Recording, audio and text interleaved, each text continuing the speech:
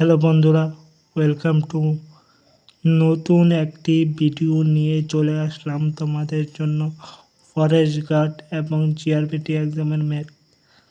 তো আজকের প্রশ্নটি দেখো, একটি বাঁশের 4 ভাগের 1 অংশ লাল, 5 ভাগের 1 অংশ সবুজ রং করা হয়। ঠিক আছে, রং করে বাকি অংশের দৈর্ঘ্য দিচ্ছে 121 সেমি। তো সম্পূর্ণ বাঁশের দৈর্ঘ্যটা কত?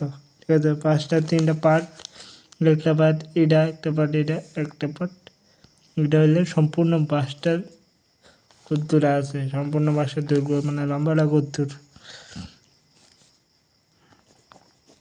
মনে করি ধরি সম্পূর্ণ বাঁশ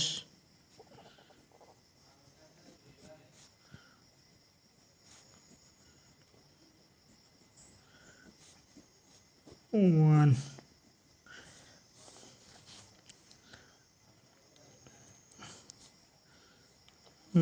সম্পূর্ণ বাঁশ দৈর্ঘ্য কত? সম্পূর্ণ বাঁশের দৈর্ঘ্য, সম্পূর্ণ বাঁশের দৈর্ঘ্যটা আমাদের বের করতে হবে। তো কী করে বের করতে হবে?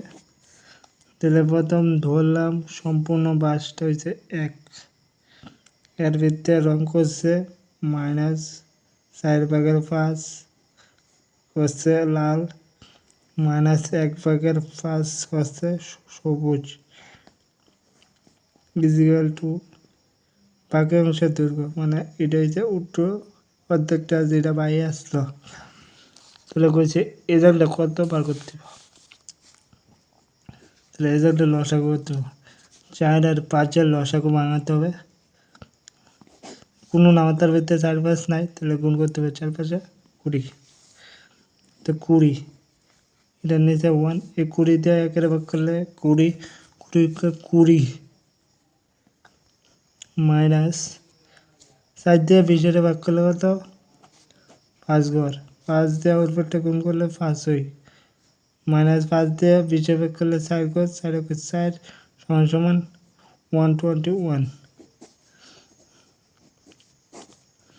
20 equal to 121, 20 minus 5-4 9 equal to 20/11 equal to 121।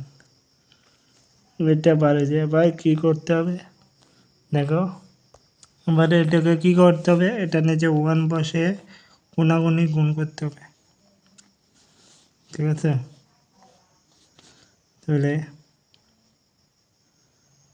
একদম 121 এটা যেভাবে আছে এভাবে সমান সমান এদিকে যাবে। তো উপরেরটা দেবো নিচে, নিচেরটা দেবো উপরে, 11 থাকা নিচে, নিচেরটা থাকা উপরে। ঠিক আছে, সমান সমান ক্রস হলে এটা চেঞ্জ হয়। 11 দিয়ে 111 কাটলে 11 ঘর, তাহলে 11 ইন্টু 20 মানে 220 সেমি।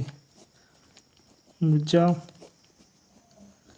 এই ছিল আজকের ক্লাস, ম্যাথ ক্লাস। তো ক্লাসটি কেমন হয়েছে তোমরা সবাই কমেন্ট করো এবং জানাও কোন পার্টটি বুঝোনি। তো এরকম ভিডিও পেতে অবশ্যই চ্যানেলকে করো সাবস্ক্রাইব এবং সবার সাথে শেয়ার করে দাও।